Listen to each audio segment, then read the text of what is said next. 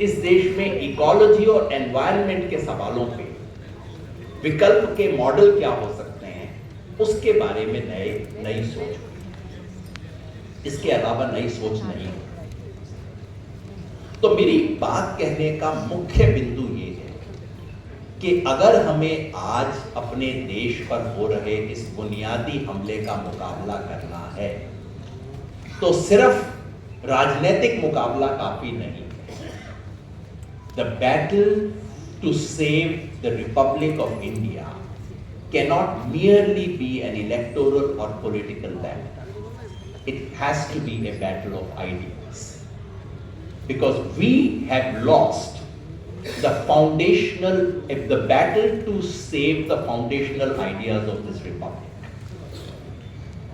हमें इस रिपब्लिक के साथ जो सब विचार मिल गए थे, प्रिएम्बल मिल गई थी, उसको बचाने के लिए हर 15-20 साल बाद उसको रिन्यू करने का काम जो हमें करना चाहिए था वो हमने करना छोड़ दिया और उसकी वजह से वो विचार आज मृत प्राय हो गए। सो सिर्फ इस देश को बचाने के लिए सिर्फ इलेक्टोरल बैटल जरूरी है, सड़क पे जन आंदोलनों की बैटल जरूरी है, लेकिन इस सब के साथ विचारों का संघर्ष बेहद जरूरी है।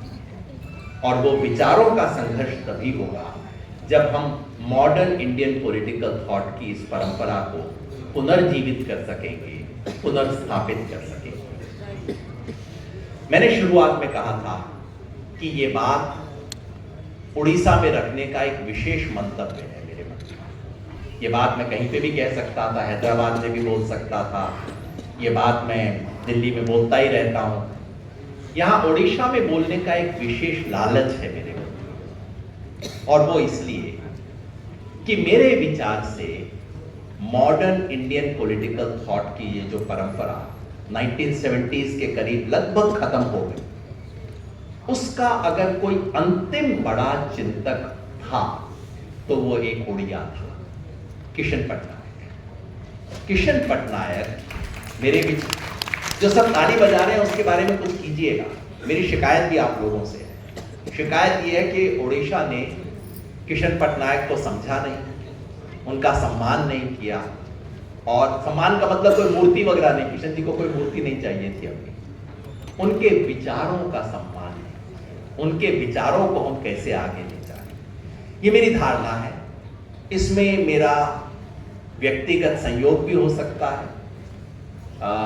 जब कोई मुझे कहता है कि आप अच्छी बात सोचते हैं, आप ये करते हैं, वो करते हैं, तो मैं हमेशा कहता हूं कि मेरे में कुछ नहीं है, केवल एक संयोग है कि जब मैं 20-22 साल का था तब किशन पटनायक का हाथ मेरे कंधे पे आ गया। उस संयोग ने मुझे, और मुझे मैं ही नहीं, यहाँ निगराज भाई बैठे हैं, प्रफुल्लदा बैठे हैं, हम जैसे पता नहीं सैकड़ों लोग इस देश में थे जिन पे किशन जी ने जिनके सर पे हाथ रख दिया था, जिनके कंधे पे हाथ रख दिया था, और वो साधारण से लोग कुछ काम पे लग गए थे।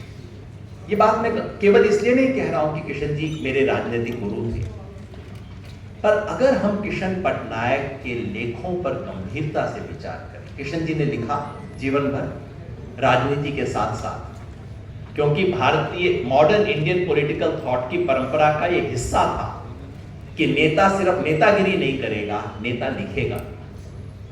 पत्रिका चलाई किशन जी ने, सामयिक वार्ता और उड़िया में विकल्प विचार पत्रिका चलाई। उसमें किशन जी ने एक तरह से 21वीं शताब्दी के दुनिया के लिए एक नया नक्शा पेश किया। किशन जी ने कहा कि दुनिया समझती है कि 21वीं सेंचुरी बहुत पॉजिटिव सेंचुरी है, 21st सेंचुरी में ज्ञान का उदय हो रहा है। उन्होंने कहा ऐसा कुछ नहीं हो रहा। 21st सेंचुरी में हम ज्ञान की समाप्ति की दिशा में जा रहे हैं।